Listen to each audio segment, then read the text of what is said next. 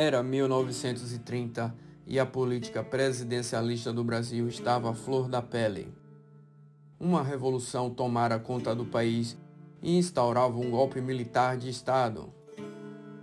Um movimento que derrubaria o presidente Washington Luiz e que em seu lugar seria posto uma das figuras mais controversas da história nacional.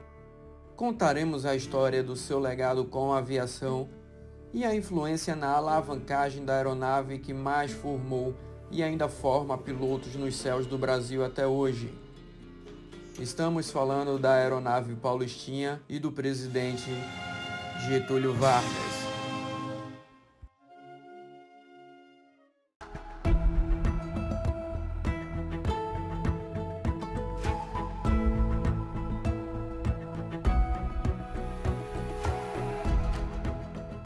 O projeto do famoso Paulistinha teve início com a fundação da empresa aeronáutica Ipiranga, a EAY, criada em 1931 por Fritz Rösler, Orton Hoover e Henrique Santos Dumont, um dos sobrinhos de Alberto Santos Dumont, o criador do avião.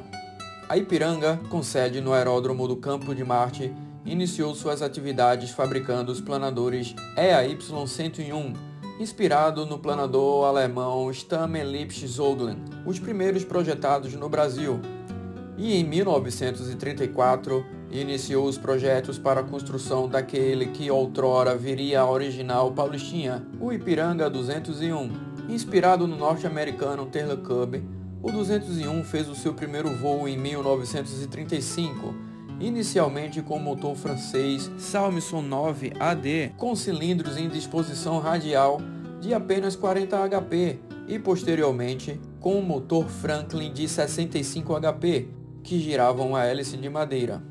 O último Ipiranga 201 a voar foi o Papá Tango Juliette Romeo, que foi trasladado do Campo de Marte em São Paulo para o Campo dos Afonsos no dia 10 de dezembro de 1970 por aquela que se tornaria a primeira mulher comandante do Brasil, a comandante Lucy Lúpia Pinel Baltazar, e hoje se encontra exposto no Museu Aeroespacial da Força Aérea Brasileira. Continuando no ano de 1931, foi criada a Diretoria de Aeronáutica Civil, assinado pelo presidente Vargas no dia 23 de abril. Esta organização assumiu a tarefa de emissão de licenças e demais atividades ligadas à aviação civil no Brasil. No ano seguinte, em julho de 1932, a Diretoria de Aeronáutica Civil entrou em ação durante o conflito da Revolução Constitucionalista, fornecendo pilotos e mão de obra para o combate a serviço do país contra o Estado de São Paulo e seus apoiadores, que eram contra a política centralizadora e autoritária de Vargas e apoiavam uma nova Constituição. Os dois lados possuíam poucas unidades de artilharia aérea, mas as forças brasileiras tinham larga vantagem. Sabe-se que o Brasil possuía aproximadamente 58 aeronaves, distribuídas entre Marinha e Exército, que era o responsável pela soberania aérea na época, uma vez que a Força Aérea Brasileira apenas fora fundada em 1941. O governo brasileiro utilizou aeronaves como o Volt 2 Corsair, Avro 504, Fleet 10D, Curtiss Falcon e Savoia Marchetti S-55 e os modernos Boeing modelo 256. Em contrapartida, os paulistas possuíam apenas 4 aeronaves no total, 2 Poteis 25 e 2 Waco CSO, apelidado de Vermelhinho, vindo a conseguir algumas outras poucas unidades através de Aliança Rebelde. Por fim, a Revolução teve o seu desfecho com a vitória do governo federal de Getúlio Vargas, em 2 de outubro do mesmo ano, e em 1937, Vargas instaurou a terceira Constituição, que ficou conhecida por Polaca, por ter sido inspirada no modelo da autoritária Constituição polonesa.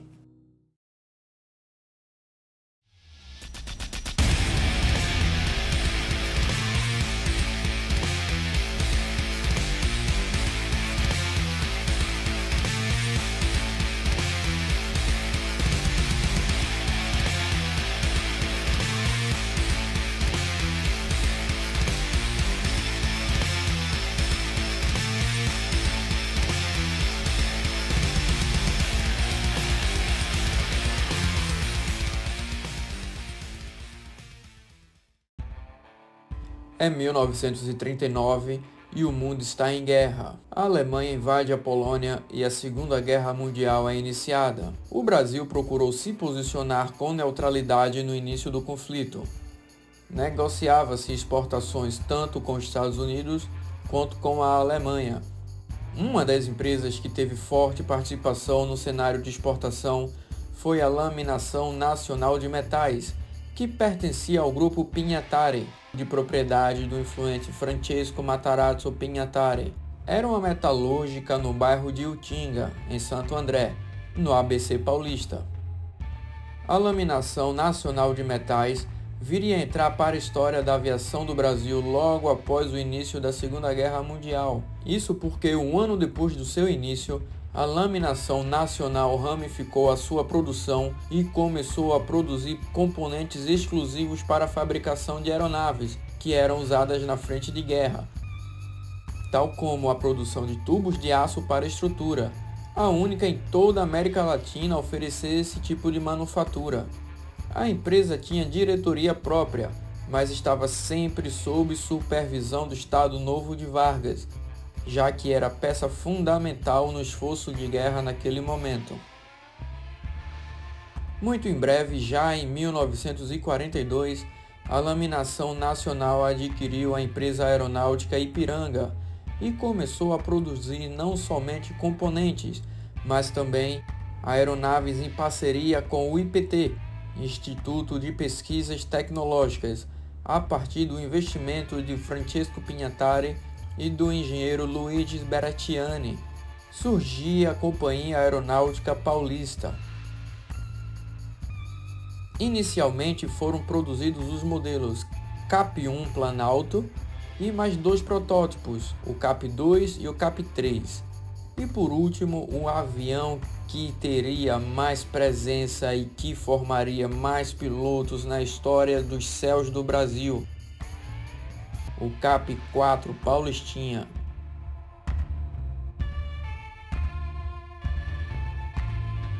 O primeiro registro do CAP-4 foi o Papá Papá Tango Bravo Fox. Construído inicialmente com o objetivo de instrução de pilotos e observação aérea, o CAP-4 foi utilizado inicialmente com exclusividade para a aviação militar, como aeronave de reconhecimento e observação, transporte de maca com a variante CAP-4B e também de um protótipo rádio para regulagem de tiro de artilharia, a variante CAP-4C, já que a partir de 1942 o Brasil não era mais neutro na Segunda Guerra e precisaria formar pilotos para adentrar no conflito.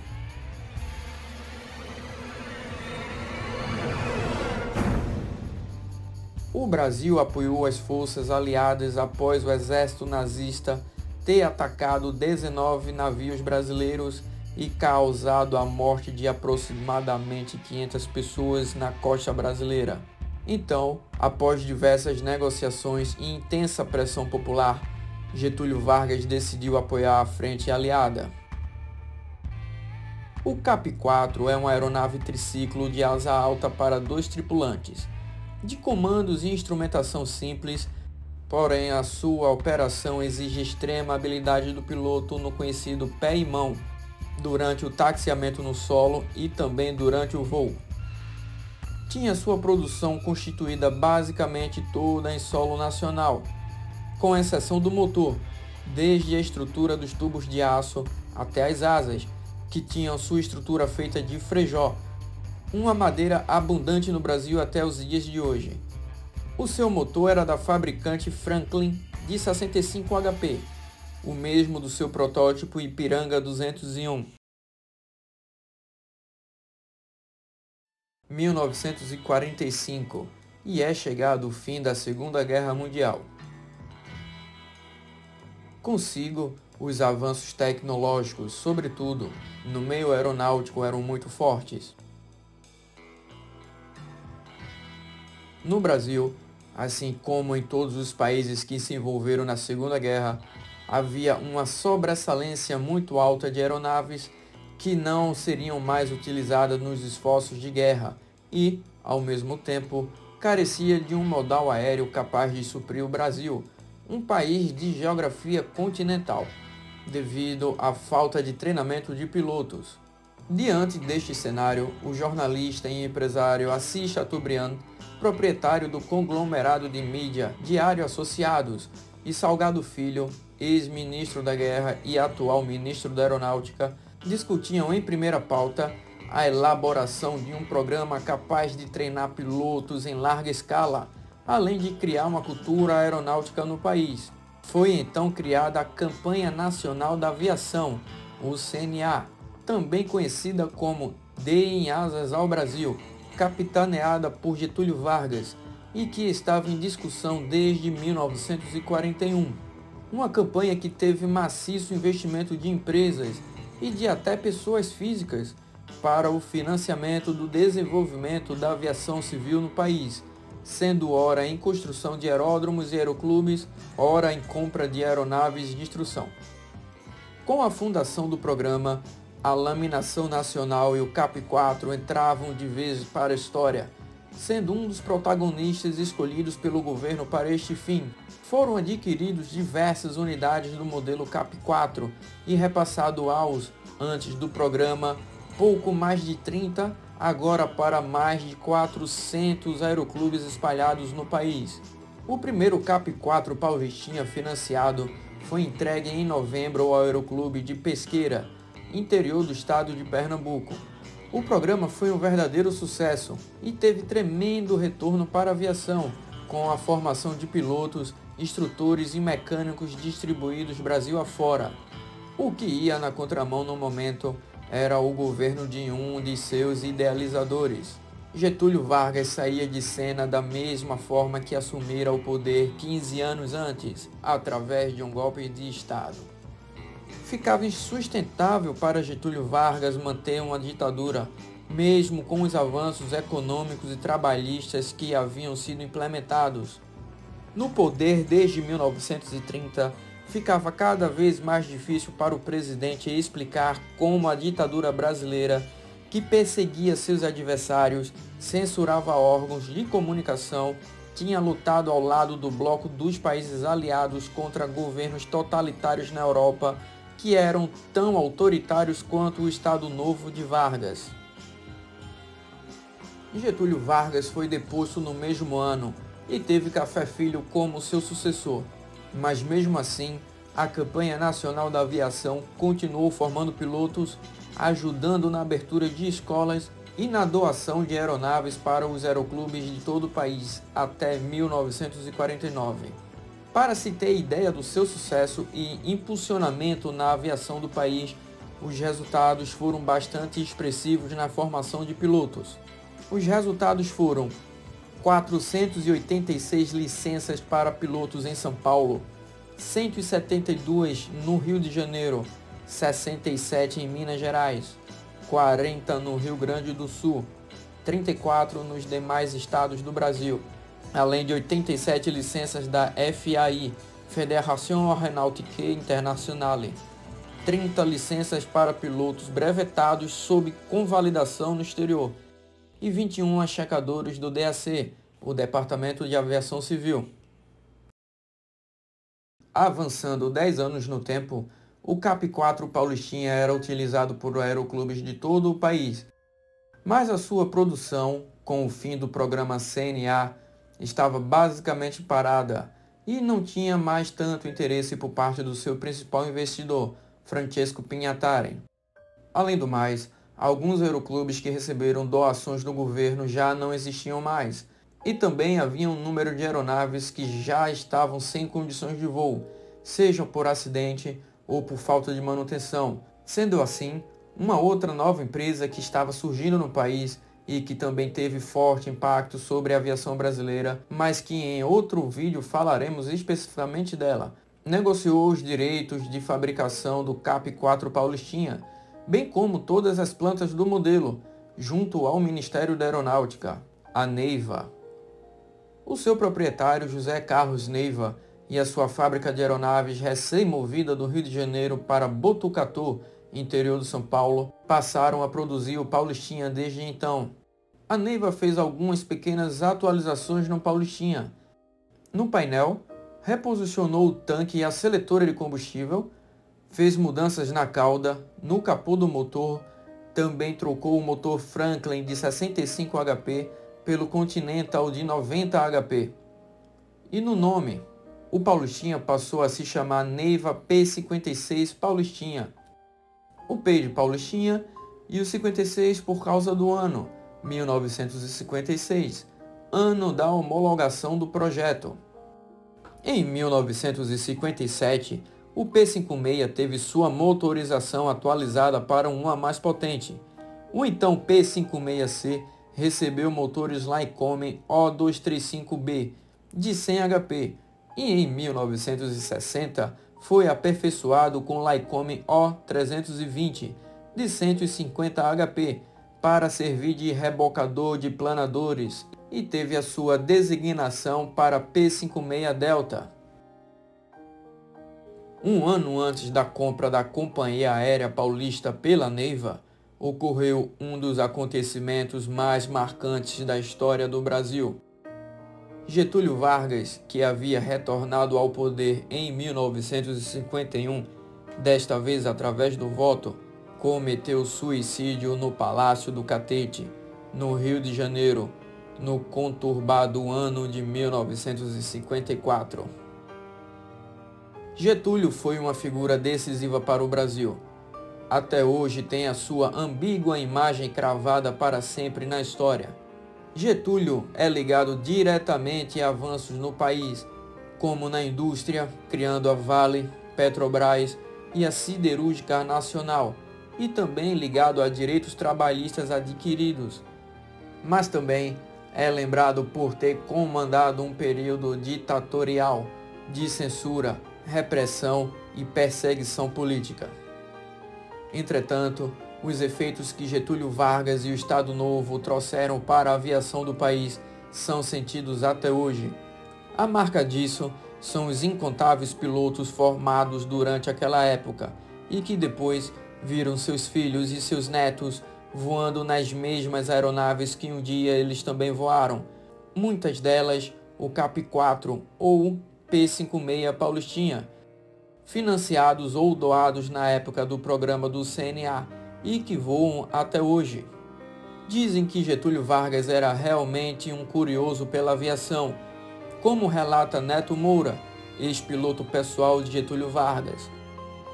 O piloto relatou que Vargas sempre viajava na cabine, olhando todos os procedimentos e esclarecendo dúvidas sobre a operação e a navegação do avião, um Lockheed C-66 Lodestar. Getúlio Vargas morreu no dia 24 de agosto de 1954 e teve seu corpo sepultado no dia 26 de agosto, na cidade gaúcha de São Borja, fronteira com a Argentina, no mesmo local onde nasceu. Já o Paulistinha teve a sua produção contínua, desde a aquisição pela Neiva até 1975, quando a mesma Neiva foi incorporada à Embraer e teve a sua produção finalizada.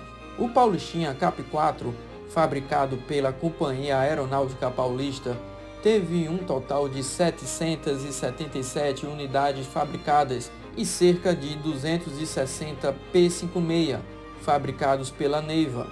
Estes números, por vezes, são questionados, já que na época corriam histórias que mesmo as aeronaves recebiam prefixos trocados em questão de dias para aparecerem outras aeronaves e assim inflar o número da campanha do CNA. Outro fato que também levanta o questionamento é o número de 777 unidades de CAP-4 produzidas. Mas o que importa, de fato, é o grande feito e o impulso que tanto a Companhia Aérea Paulista quanto a Neiva deram na mentalidade aeronáutica do país.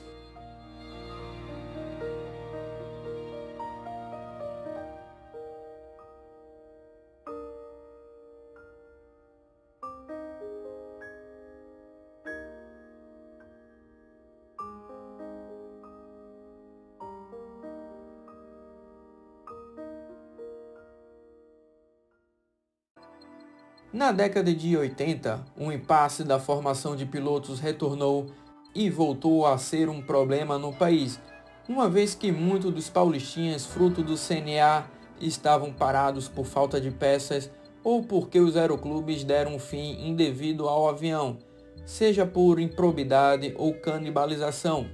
Surgiram duas empresas interessadas em revitalizar o projeto do Paulistinha: a Aristec, do Campo de Marte, em São Paulo, e a Aeromot, de Porto Alegre, com a ideia de incrementar a rádio VHF, além de nova motorização, sistema elétrico e transponder. O projeto foi feito e apresentado ao DAC, a fim de obter licença de homologação e reativação da produção do Paulistinha, mas o que se viu a seguir foi uma coisa muito diferente do que se viu no governo de 30 anos atrás.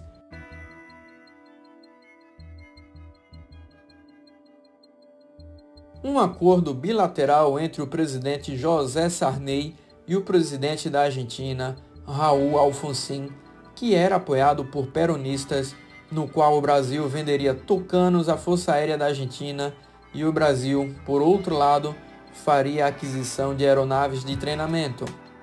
Uma transação um pouco incongruente, por assim dizer, porque o Brasil, ao invés de reaquecer a sua indústria aeronáutica, que já demonstrava eficiência e robustez desde anos atrás, e iria buscar os mesmos itens no país vizinho.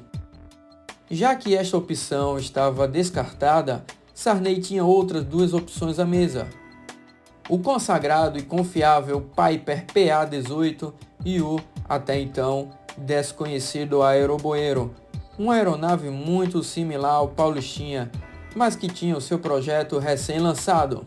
Então, como nós sabemos e constatamos até hoje pelo Brasil afora, sabemos muito bem qual foi a opção de Sarney. O Aeroboeiro foi a opção do governo brasileiro, sob a encomenda de um total de 420 unidades, 350 para instrução e 70 nas versões rebocadoras. Por bem, o Aeroboeiro serviu com segurança e eficiência para aquilo que fora proposto. Sendo assim, com o aval do governo brasileiro, presidido por José Sarney, era enterrado de vez o projeto de resgate daquele que ainda é o maior avião de treinamento e que mais formou pilotos por entre décadas no Brasil. Sem complexidade na sua linha de construção, o Paulistinha era robusto, de pilotagem assimilada com facilidade, com manutenção barata e executada com rapidez e eficiência. A Companhia Aeronáutica Paulista chegava a produzir um Paulistinha por dia no auge do programa do CNA. Infelizmente, o Paulistinha, como todos os modelos de aeronaves de instrução, tinha um ponto negativo: sua fragilidade estrutural, principalmente em decorrência do seu projeto simples e leve. O Paulistinha não resistia a grandes esforços estruturais em voo e no solo, levando muitos a serem inutilizados por simples choques ou catrapos, mas mesmo assim conduziu a instrução de pilotos com muita robustez e eficiência. Formou pilotos nos quais viram seus filhos e que hoje em dia veem seus filhos introduzirem seus netos ao voo nos mesmos aviões que um dia realizou o sonho de voar. Foram produzidos 1.100 Paulistinhas, se somados CAP e Neiva, sendo a aeronave de categoria de instrução mais fabricada no mundo até hoje.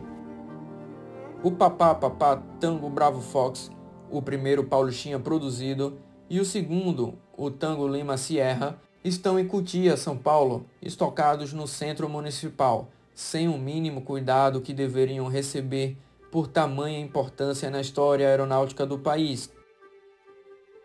Introduzido e popularizado através de uma campanha que uniu forças da iniciativa privada, estatal e até civil, teve chance de ressuscitar anos depois, mas por falta de um certo interesse, teve a sua história condenada. Hoje em dia existem menos de 100 Paulistinhas pelo Brasil, mas os que ainda existem continuam firmes na missão de formar pilotos nos céus do país, alguns dos quais tiveram a honra de receber o dom do voo através de suas gerações. Mesmo aqueles pilotos que nunca o voaram devem ser muito gratos ao Paulistinha, o maior formador de pilotos da história.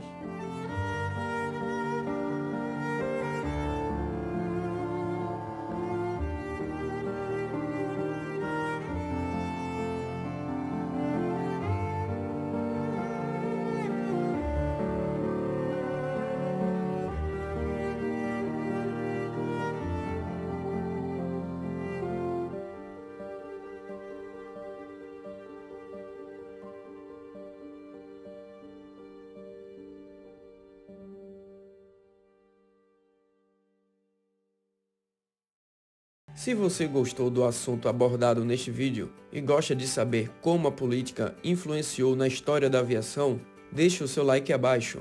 Se inscreva também no nosso canal para acompanhar o nosso conteúdo. Siga também a nossa página no Instagram, @cultura do ar. Nós do canal esperamos nos ver em breve. Até a próxima!